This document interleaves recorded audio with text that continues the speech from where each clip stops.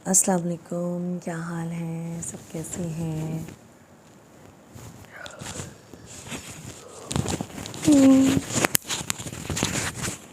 मैं बिल्कुल ठीक हूँ, अल्लाह का शुक्र है।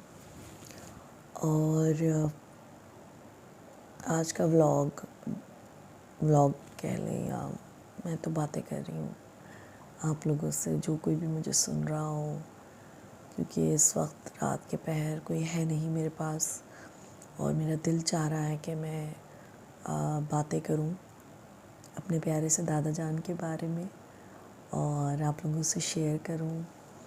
आज मेरे दादा जान के इंतकाल को चौथा दिन है और टाइम इस वक्त हो रहा है तकरीबन फजर का वक्त करीब है और मेरी नींद भी पूरी हो चुकी है, सब सो रहे हैं, अब भी इस वक्त खामोशी है और मुझे दादा जान याद आ रहे हैं। और जब भी मैं उनके बारे में सोचती हूँ तो मेरे चेहरे पे मुस्कुराहट आ जाती है, क्योंकि ऐसी कोई बात है ही नहीं जिसे मैं याद करूँ और मुझे लगे कि मैं जब भी सोच रही हूँ तो उनके लतीफ़े, उनकी बातें, उनके मजाक, हंसी, सब मुझे वो याद आ रहा है। और अगर आप मेरे दादा जान के बारे में जानना चाहते हैं, उनकी बातों को सुनना चाहते हैं, तो प्लीज़ इस वीडियो को ज़रूर देखिएगा और आखिर तक देखिएगा। कहाँ से शुरू करूँ? मेरे दादा जान, उनका नाम राजा फ़तेह ख़ान, गांव में पैदा हुए थे और मैट्रिक वहीं से किया। मैट्रिक के बाद ना वो आ गए कराची और अकेले आए थे। 15-16 साल की उम्र हो गई, मैक्सिमम 18 साल के हो गए होंगे, यही उम्र होती थी उस ज़माने में। तो आजकल तो 18 साल के लड़के कैसे होते हैं आप सबको मालूम है, लेकिन वो आ गए। मुझे उनकी जो बातें हैं, ऐसी कुछ बहुत सारी बातें हैं जिन्हें मैं चुपके एडमायर करती थी और उनको मैं फ़ॉलो करती थी और मैं चाहती थी कि मतलब उनकी ये पर्सनालिटी के बहुत सारे एस्पेक्ट्स हम सब में ही आए हैं। मेरे चच्चू मेरी आइडियल पर्सनालिटी हैं और वो भी यकीनन अपने अब्बा से इंस्पायर्ड थे। तो या जो भी दादा जान को जितना मैंने समझा और जो मुझे समझ में आया, दादा जान आ गए थे वो और बहुत ज़बरदस्त पर्सनालिटी उनकी जो मैंने देखी। वो इंडिपेंडेंट थे, किसी पे डिपेंड नहीं किया उन्होंने, थ्रू आउट लाइफ वो किसी पे डिपेंडेंट नहीं थे और एंड में भी मतलब ही वाज नॉट 10-15 डेज़ होंगे, वरना वो किसी पे डिपेंडेंट नहीं रहे थ्रू आउट लाइफ। इंडिपेंडेंट थे और एक सायादार दरख्त थे जिसने कई लोगों को साया दिया, बहुत सारे लोगों को साया दिया और बहुत सारे लोगों को रास्ते दिखाए। दाजन की जब शादी हुई तो वो अपने ससुर और अपने साले को साथ ले आए थे, उनके साथ ही रहे वो और ससुर भी उनके बीमार हो गए थे और उनका भी इलाज उन्होंने करवाया और उनके साथ रहे वो। फिर दामाद को पढ़ाया, वो भतीजे को पढ़ाया, साले को पढ़ाया, भी जॉब भी करवाई और सेटल भी करवाया लाइफ में। इसी तरह दोस्त बनाए थे तो वो भी ऐसे बनाए कि वो भाइयों जैसे बन गए। ऐसे रिश्ते बनाए जो भाइयों जैसे थे और ये नहीं किया कि मैट्रिक किया, वो पढ़ते भी रहे साथ साथ। उन्होंने एजुकेशन भी जारी रखी, LLB किया, फिर उसके बाद उन्होंने लाइब्रेरियन का कोर्स किया था। तो वहाँ पे बुक्स मुताला बहुत करते थे, बहुत पढ़ते थे, बहुत लिखते थे, मकालमे लिखते थे, कॉलम्स लिखते थे अखबारों में।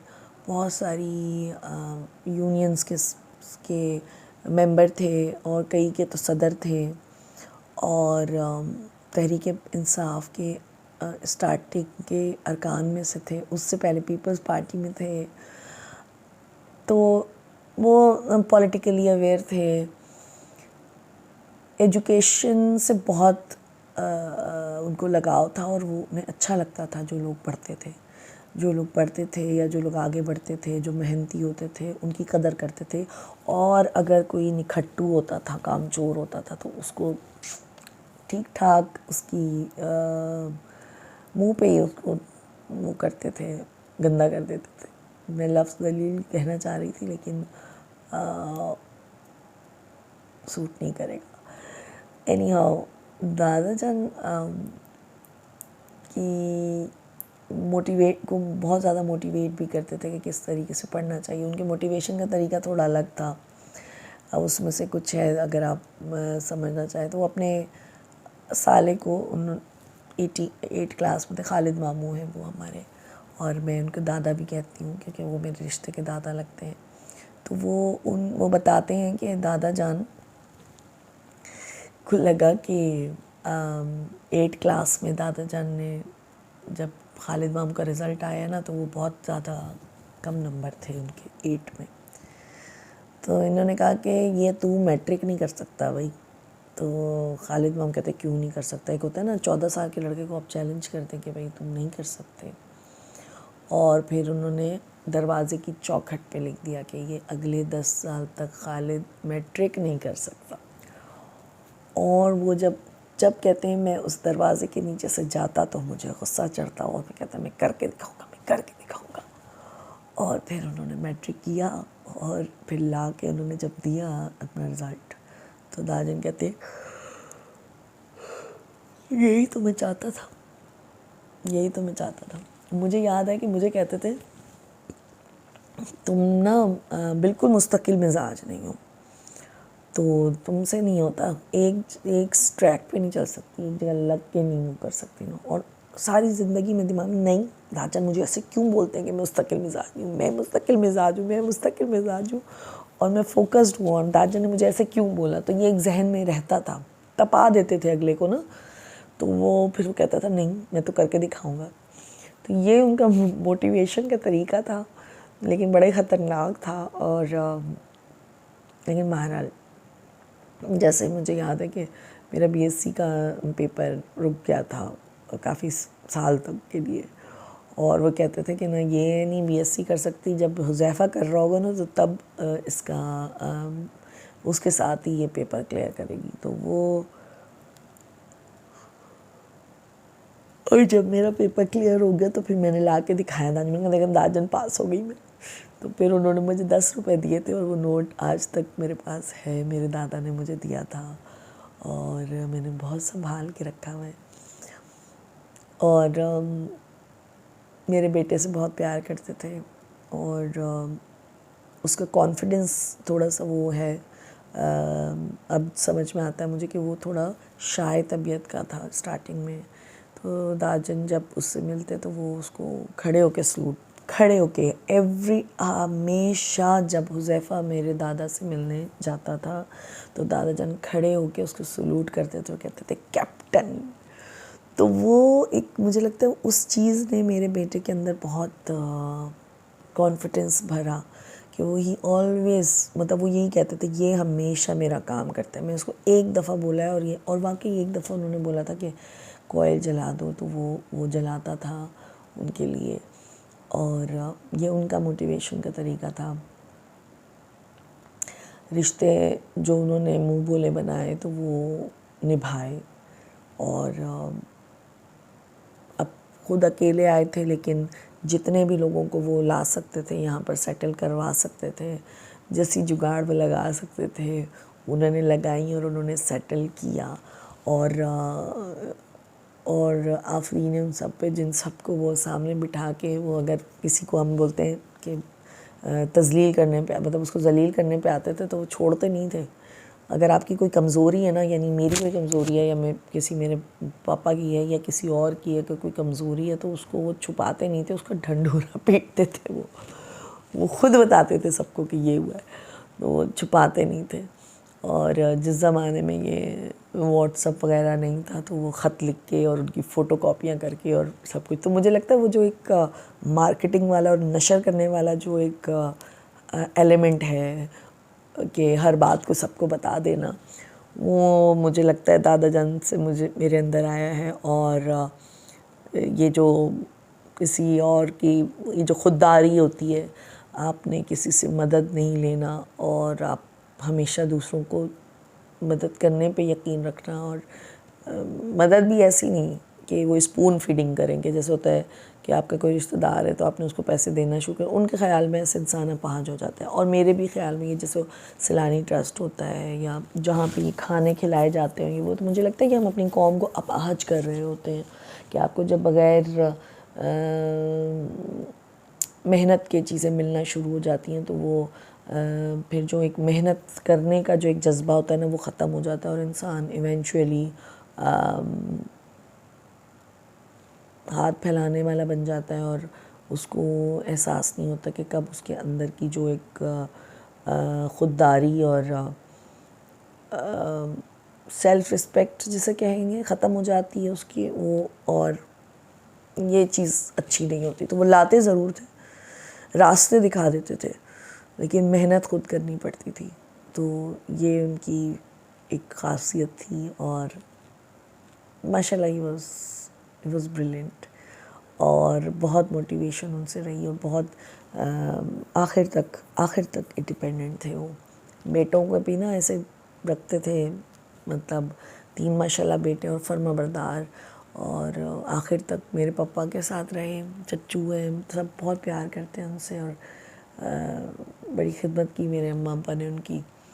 एंड के डेज़ में वो बिस्तर पे आ गए थे, पैम्पर वगैरह पहनाना उन्हें शुरू कर दिया था। लेकिन ये कि अल्लाह का शुक्र ये करते हैं कि उनको लॉन्ग टर्म नहीं करना पड़े, यानी कि इंतकाल से 1 महीना पहले पिकनिक पर गए हैं, मेरी बहन की शादी थी। तो he was full of life. नज़में कहते थे, गज़लें कहते थे, नसर लिखते थे, पॉलिटिक्स में उनको इंटरेस्ट था और बातें बहुत अच्छी करते थे, बहुत अच्छी। अगर वो किसी महफ़िल में हो और वो बातें कर रहे हो तो आप हंस के पागल हो जाएं। और लतीफ़े उनको पसंद था कि उनके आसपास रहने वाले लोग खुश रहें, हंसें, मुस्कुराएं। तो मुझे लगता है कि उनको वो चीज़ अच्छी लगती थी। और वो ये वाला एलिमेंट भी शायद मुझ में है कि मेरी भी कोशिश होती है कि जो आसपास वाले हैं तो वो मुस्कुराते रहें, उसके लिए आपको चाहे किसी भी हद तक जाना पड़े। बहुत ज़बरदस्त सुसर थे वो। और बच्चों की ज़िंदगी में मतलब हम 3 प्रोपोर्शन में रहते थे, कंट्रोल था टाइट उनका, लेकिन ये कि इंटरफेरेंस नहीं थे कि बहुओं को कुछ बोलें या बेटे को बोलें कि लाइफ को जाने की। यानी कि उनका तरीका ये था कि उन्होंने शादी की 1 साल बाद मेरे पापा को उन्होंने ख़ुद से अलग कर दिया कि ये आटे दाल का भाव पता चले तुम्हें, कि अलग से रहना चाहिए और बच्चों को पालना चाहिए। फिर बाद में तो खैर वो हो गए थे साथ।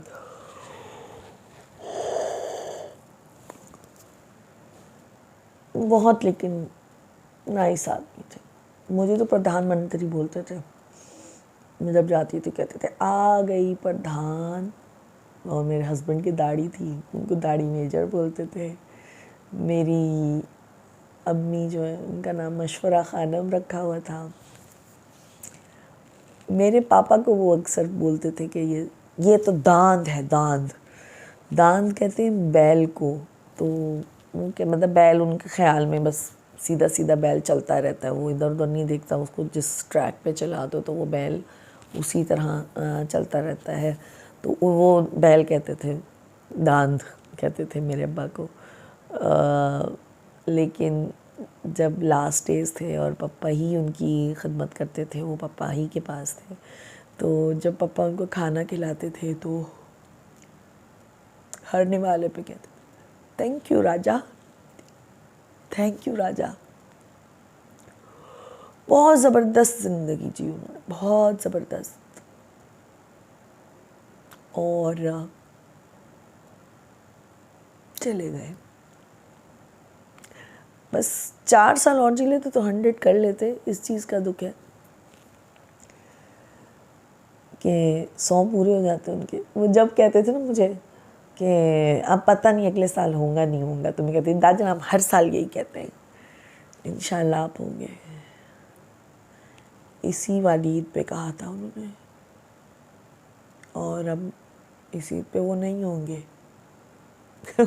2 रुपये ईद ही देते थे पहले, चाहे छोटा हो चाहे बड़ा हो। अब तो रेट बढ़ा दिया था उन्होंने, फिर 5 रुपये देते थे।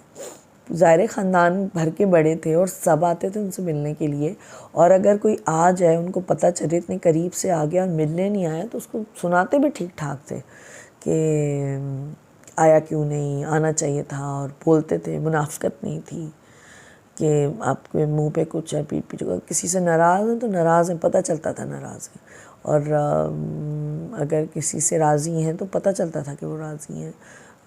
ये नहीं होता था जैसे हमारे यहाँ होता है कि हम दिल में लेकर और लोगों से मिलते रहते हैं, तो उनके अंदर ये चीज़ नहीं थी।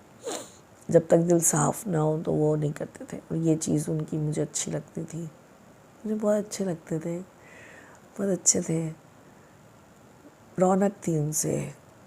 बहुत बुज़ुर्गों से रौनक होती है, जिस घर में बुज़ुर्ग होते हैं उस घर में रौनक होती है, और लोग आते हैं, मिलने आते हैं, और उनकी अपनी सोच होती है। किसी किसी चीज़ के पीछे पड़ जाते थे अगर दादा जान, तो वो हो जाता था कि भाई उनको ये काम करवाना है। मेरी बहन थी, वो ब्लड प्रेशर चेक करती थी दादाजन का ना, तो जब वो ऊपर जाए तो बोलते थे ब्लड प्रेशर चेक कर दो, ब्लड प्रेशर चेक कर दो। तो अरीशा की शादी हो गई मेरी बहन की,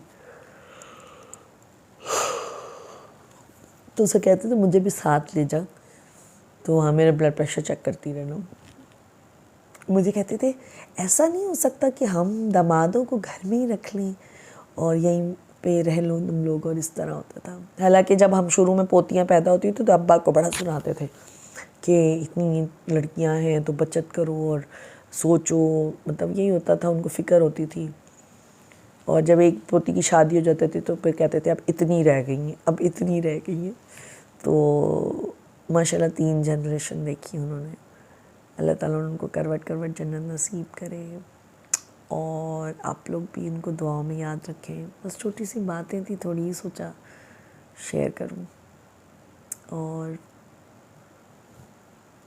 थैंक यू फॉर वॉचिंग। अल्लाह हाफ़िज़।